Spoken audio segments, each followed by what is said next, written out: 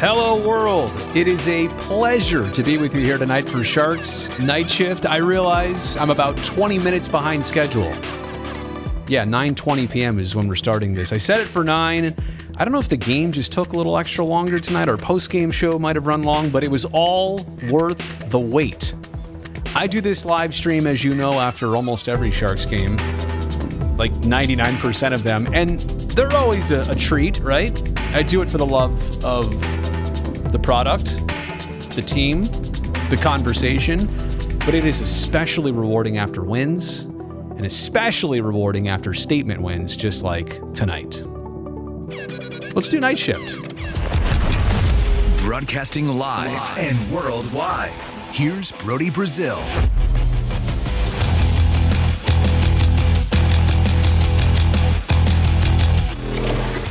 Excuse me while I actually configure the live stream. I got kind of rushed getting up here.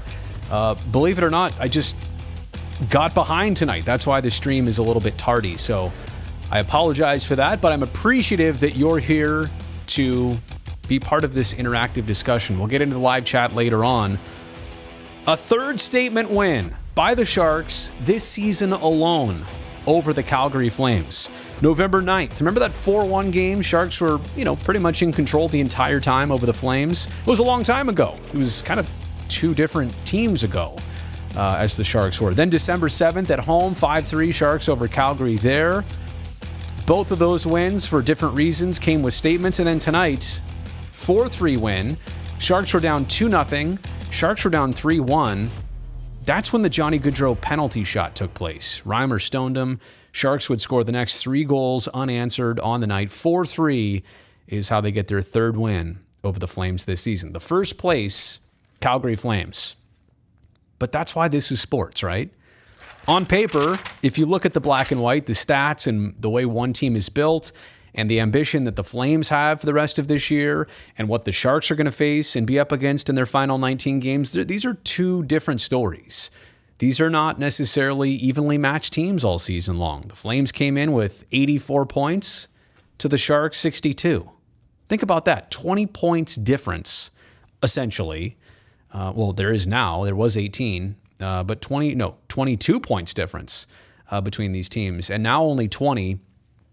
Bad math, Brazil. Anyway, that's significant, right? The success that Calgary's had, and tonight for the Sharks to get this result and to have so many exit points of the game, right? You really think about being down 2-0, 8 minutes and 16 seconds in. When Dubé scored, 2-0, right? Oh boy, it's early. This could be 5-0 before you know it.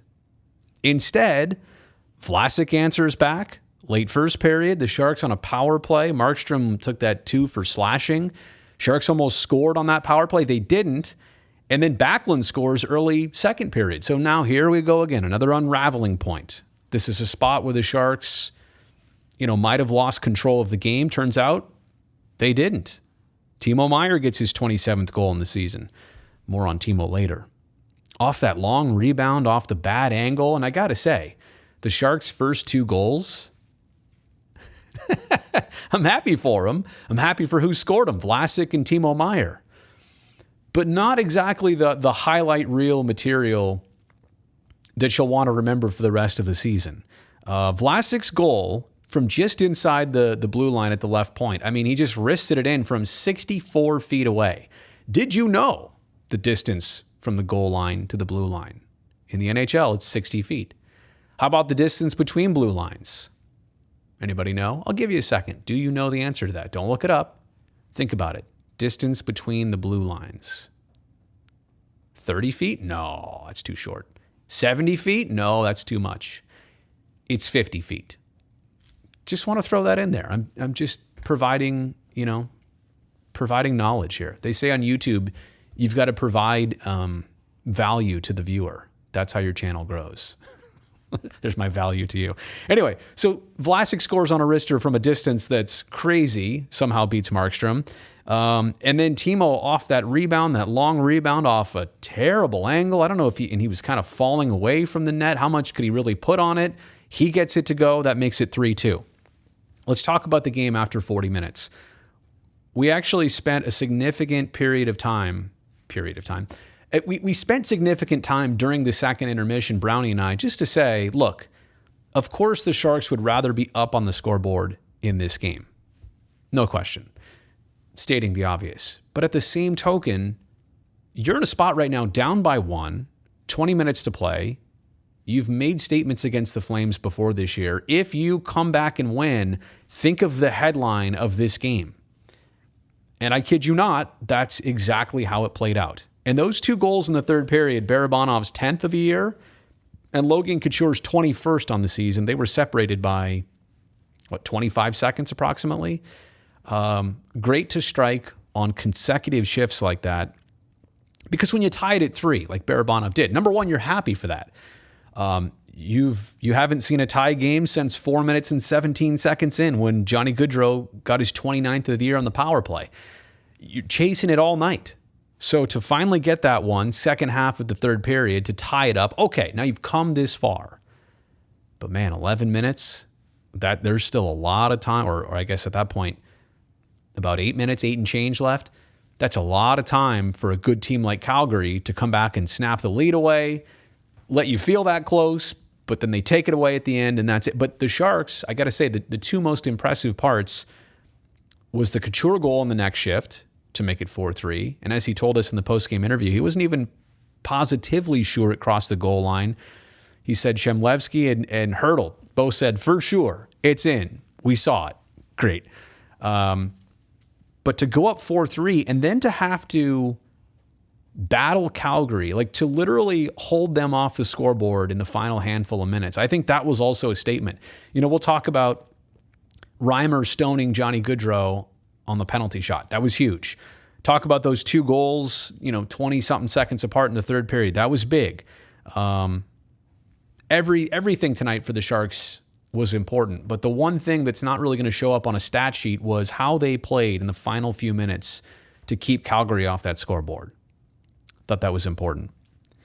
And also something that Logan brought up in our post-game interview, this is the first game after the trade deadline. There was some unrest, some uncertainty. Obviously, a couple Sharks, former Sharks, are now no longer with the team.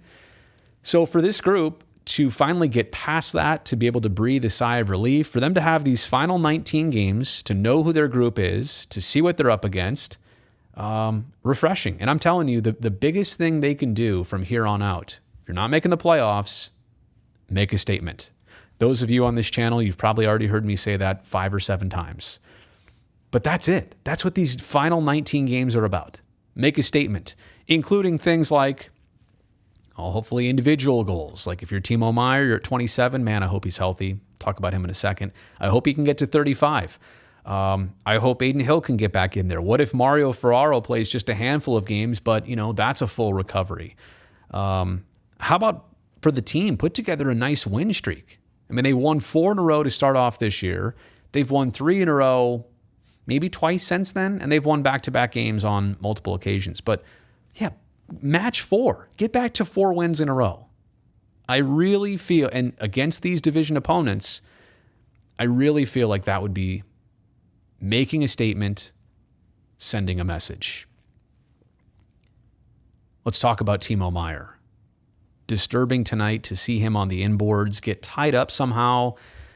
Looked like the left knee might have got hyperextended a bit when he kind of went down on it, and then when he got up, it might have got twisted. I am not going to play doctor here because I've seen what looked to be serious injuries turn out to be nothing big at all. Back at practice the next day. I've also witnessed things to look quite harmless, and then you find out that they are major ailments that require fixing and a lot of time off. And it's so unfortunate that we don't know. And at the moment I'm recording this and doing this live, I'm sure Timo's getting looked at and will continue to be evaluated. Maybe he's already feeling better, maybe not. We don't exactly know. I also have to say this too, in athletics, a lot of times, sports fans are looking for that instant, well, how are you doing? And it's hard on an athlete because there is so much adrenaline running through their body for every single game that they don't actually know how bad they're hurt until that night, later on that night, overnight, the next morning. And that's why a lot of times when Coaches and players will give you the old, well, we don't know. We'll hopefully have an update tomorrow. It's not for a fact that they're avoiding something or they're trying to evade information or sharing it. It's a lot of times they don't want to say one thing tonight and have it totally wrong tomorrow, for the better or for the worse.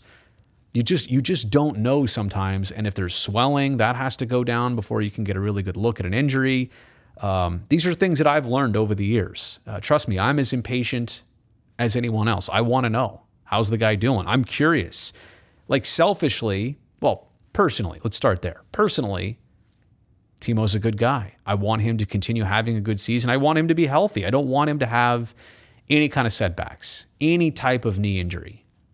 And yeah, it was a bit scary and frustrating. He comes off the ice holding that left knee, not able to put any weight on it down the hallway. That's the personal side. Professionally, also a bit selfish here to say that I want to see him get to not only 30 goals, which was his career high from a couple seasons ago, I want to see him get to 35. He scored his 27th goal of the season tonight on that long rebound, on that bad angle. But that's what a goal scorer does. They find a way to score like that. That's 27. He's got 19 games to get 3 more to tie his career high, but to try and get 8 more. 8 goals in 19 games, that's a haul. But shoot for that. But before we can shoot for that, man, I hope he's okay. Again, it's not worth speculating. It's only worth me providing a little bit of this background to you that you just don't know. Maybe if you're watching this later, by the time you see this, you'll know an answer. But I'm here to say right now that you can rarely judge an injury instantly and have a really good indicator. There are times where we see enough and we know enough, and it's quite obvious. But a lot of times there's this middle ground where you don't really know. Is it better than it looked? Is it worse than it looked? Certainly, we're only hoping for the best for Timo Meier. All right, let's dive into the Q&A. And I'll be honest, I've seen it flowing here a lot. So I don't know where I should even start. I mean, let's start in Japan. Andrew is a regular here. He's about an hour outside of Tokyo. This must be a confidence-boosting win. We beat the division leader. But Andrew, we've done this before. When I say we, I mean like you and I have talked about a Sharks-Flames game and San Jose win before. So that's one of the best things is that like the Sharks they've got the Flames number this year. Similar to what they've done against the Kings, similar to I'm trying to think of another team that they've just done well against consistently this year. But the Flames are the team right now that pop out to me above all else. What happened to last night's post-game Walleyes night shift? Oh, Bruce, so you saw that, huh? You saw, I don't want to, I mean, I guess I could probably pull it up here. Let me see if I can do this. Hang on a second. I'm not sure if it's going to, in case, we did this thing in the pregame show where off the trade deadline, every year we say that I'm going to get traded, da-da-da-da-da. So this Redfin year, agents. No, it's going to play an ad for Redfin here. Hang on a second. We did this thing in the pregame show where I technically got traded to an ECHL team, the Toledo Walleye, and that left Curtis as the host of pregame live tonight. Here it is. Oh yeah, by the way, I think we have some footage of the individual that we got rid of. I'm not sure it was a trade or more of a conditioning assignment. They sent back a bag of pucks, and I think we ripped him off. Let's see what our long-lost friend did here in his first show in his new assignment. Well, hey, everybody. Welcome to Toledo Walleye pregame live. There's 3 of me on the screen. My name's Brody Brazil. As you can see, I'm new here. Please don't Google me. I come from a place called San Jose. I used to cover the NHL team. They're called the Sharks. So I've got the whole fish thing going on. Sharks. Just want to point out our editor, Lovina. Look what a great job she did in making this look like lower quality, like a VHS tape. I think the audio sounds a little bit worse. Know something about this team. Welcome to our program, which we're going to set you up for the tilt tonight. The Walleye taking on the Orlando Solar Bears. Anyway, that video is on the channel. You can go check that out. Yeah, so that was the bit tonight. Is I did the whole first segment as an ECHL studio host. So, all right, let's get. You know what? I'm just gonna fast forward to the chat. Into the Brodyverse. There were 3 of me on the screen at one time. That was Brutus. That was awkward. Even for me, that was awkward. This is a realistic thing, Drew. Your thought here that the Sharks play up to good teams, down to bad teams. If they played against the Kraken, Coyotes, Ottawa, the way they played the Flames, Kings, Panthers, they'd be in a playoff spot. Think of that road trip. Now, this one instantly comes to mind. You mentioned the Panthers, where they played the Caps. Was it Caps, Panthers, Carolina, and Tampa? And I don't remember the order exactly, but it was those 4 teams, kind of the Southeast United States, all very much contending teams. Like, they're all going to be in the playoffs. And the Sharks beat the Caps, and then they had 3 one-goal losses in a row. So I think they got points in 3 out of 4 games. They played those opponents, those very difficult opponents, so well. And to your point, I mean, they have played the Kraken now 3 times. By the way, this is all off the dome, so if I'm wrong on something slightly, it's only because my only notes are right here. They've played the Kraken 3 times. They lost those first 2. And if I'm correct, one of them, the Sharks weren't even really in the game. One of them they kind of gave away. The other one, they just never got into the game. The Desert Dogs, even last game, Sharks were kind of just lulling through the game. There was not much to it. Ottawa, I agree with you there. That one was hard to figure out in those 2 matchups. It is hard to figure out. That's why it's hard to grasp this group, because they're a little bit deceiving. Against some of the top opponents, they're going to give you an effort on the scoreboard. A lot of times it's going to surprise you. Now, the Sharks have seen the wrong side of a few blowouts, like against the Preds not too long ago. How about that? Was it a 7-1 game against Tampa at the beginning of 2022? So don't get me wrong, there have been some stinkers against the top teams, but generally speaking, Drew, I know what you're saying, and you're spot on. The Sharks have the ability to play up to those good teams. Now, Erik Karlsson said this. It was a quote that stood out probably about a week ago now, and he basically said, look, when we're going to play these better teams, we have to not even go into the game knowing that we're the underdog and we'll play them well. We have to be the aggressor in some of these games. If we score that first goal, take it and run with it. Do not let them get back into the game despite what things on paper should tell you about the opponent. To stop, maybe not to not respect those really good teams, but to know that the Sharks have this in their DNA this season. They have the ability to play up to a lot of really good teams. So I know, I would say this has been, among the things that are hard to figure out about the Sharks and easy to figure out, this is both. Hard to figure out why this is a thing.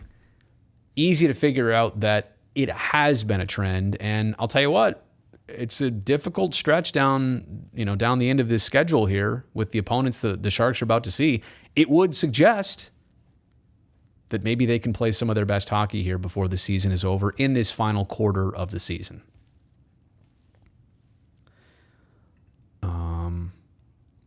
Alex Barabanov, age 27, 7 years in the KHL, signed by Toronto in April 2020. Salary $925, salary this year $1 million. His UFA, his next contract 3 years, 2.5. I don't honestly. It's a great hypothetical, Tony, and I don't know what Barabanov's going to command, but the more he plays, to me, the more appealing he is, his game. I think he fits well with the Sharks. And I would have to think that they're going to do everything possible. And I know it's been reported that official contact has been made. They've talked about a new contract, and it kind of stinks. I mean, that a player who is this young in the league, right? But he's old enough. That's why the UFA thing kicks in. Normally, the player's in his second year of NHL action. No, he's an RFA for quite a while. There is essentially team control. In baseball, that's a big thing, team control.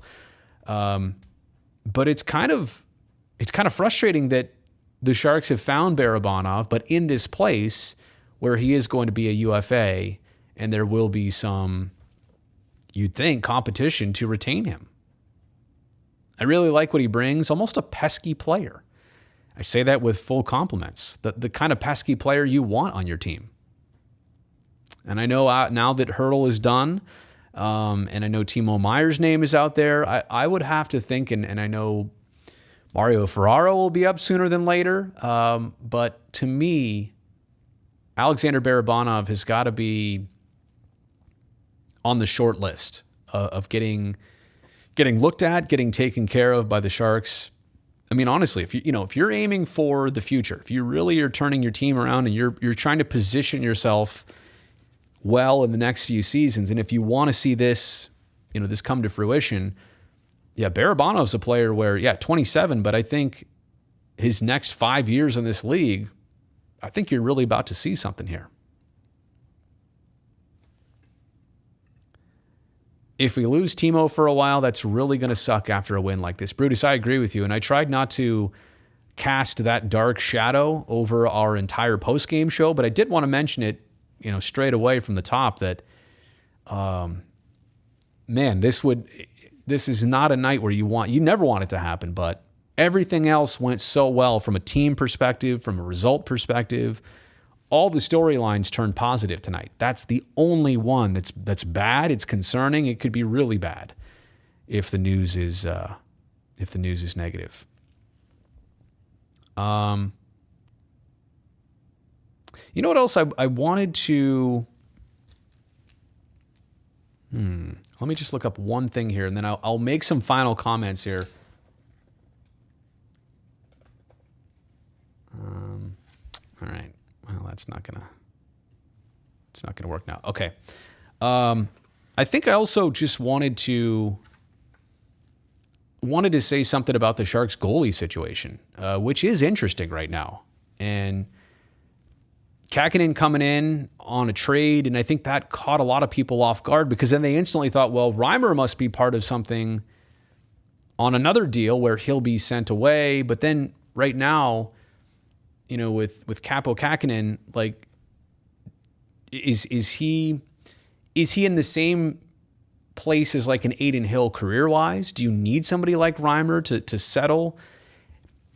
It's a really interesting trifecta of Sharks goalies right now. I've got to say, the trade deadline made it especially interesting that Reimer was kept, Kähkönen was brought in. You still have Adin Hill, who was hurt, then was healthy, pitched a shutout in his first game back, and now hurt again. I mean, that there is a certain level of concern there. Absolutely, don't get me wrong. But the situation is such that I don't know what's happening next. Maybe the team is waiting for further information on Hill's injury status, on the market maybe this summer for James Reimer. So Hill and Reimer are both under contract for the Sharks next season. Kähkönen is an RFA at the end of this year. He's making like $725, something like that. So there might be a decision, you would think, even before next season starts. Who are your two going to be? I don't see how this team enters next season with all three of those goalies. But the other question is this, though. You've got Reimer, who was kind of there to solidify Adin Hill. Now, Adin Hill in and out of the lineup for various injuries and COVID this year. Reimer himself was out for a bit. Hill had to make a bunch of starts in a row. It's been an all-over-the-place goalie situation for the Sharks this year. And that being said, they've gotten some pretty good efforts. And even when Sawchenko came in there for those starts. Now, that's another player I feel kind of bad for. Had some good looks against some tough teams. Had one rougher outing. Gave up 4, I think, in his last time. And now, I mean, where is he on the depth chart? When will we see him again? I don't know. Now, Melnichuk is out of the organization on that trade. And there are some other prospects, I know. But it's hard to figure out. What I do know is that the Sharks have an abundance of netminders. And I'm not sure. I'm sure there's plans. There's probably plan A, B, and C, and D, and F. But I don't know which one they're going to roll with. It's not clear-cut what they're going to do from a goalie perspective. But on the flip side of that, to the point I was maybe starting to make and then stopped, it's not a knock against Aaron Dell, Martin Jones, Devin Dubnyk. It's really not. But are the Sharks like just way better this year from a goaltending situation than they have been in the last couple of years? I think the answer is obviously yes. I think there's been more to it than just the goaltending. I think team defense has vastly improved. What came first, the chicken or the egg? It's that old conversation. But I really don't know what the goaltending is going to bring for next season. I don't, but I'm interested. And here's the best part about it. They've got good options as of right now. So maybe don't sweat it. Let's go to Jeff here. 9 points behind Dallas for the wild card. Do you think it's possible? I was just looking at the Sharks against Las Vegas head-to-head, just standings-wise. I think Las Vegas is only 8 points ahead, and they've played 3 more games. Now, they're barely out of a playoff spot looking in, or I should say they're in the 4th spot in the Pacific Division. But, I mean, look, is it mathematically possible? Yes. Is it logistically possible? Probably not as much, right? It's probably the fairest way to say it. The Solar Bears. Yeah, that's who the walleye. I made up that they were playing the Solar Bears. I just made that up. Goalie position has definitely improved. Felix, I know you know enough to know that and see that. Benjamin Gaudreau for our future. Brandon says the goalie competition will be one to watch over between Reimer, Saw, Hill, Capo, and even Edmund and Stalock. Yeah, there's another one with the Cuda. No such thing as too many goalies, but the Sharks have a lot to think about. Absolutely. All right. Still need to address team depth overall. Yes. I think that's, hey, we'll see what the salary cap brings. We'll see how the Sharks can fill out their roster next year. There are some I think what we want to do by the end of this year is look at it and say how many Sharks have taken that encouraging next step.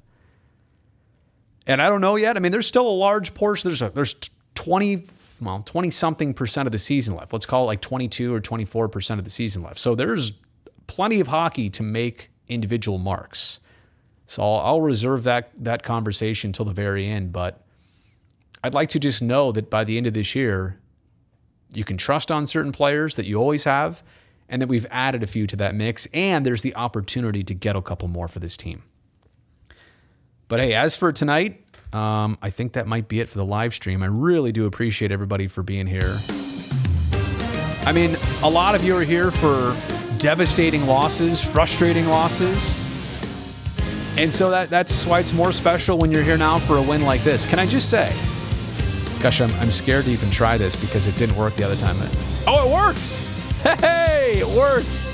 Since you're here, thumbs up on this video. Please, it's simple. I know you're watching right now. Go tap thumbs up. That'll help other people see this. Also, if you're here watching and you're not subscribing, please help me out. I make a lot of Sharks content, working on some A's stuff that I've got in the hopper. Plus, I just try and be relevant year-round here on YouTube. It's my channel, but I want to make it a community for everybody. So, on that note, thank you so much for tuning in to Sharks Night Shift. One of the best of the year, 4-3. Sharks come back from 0-2 and 3-1, and they win the game 4-3. Have a good night, everybody.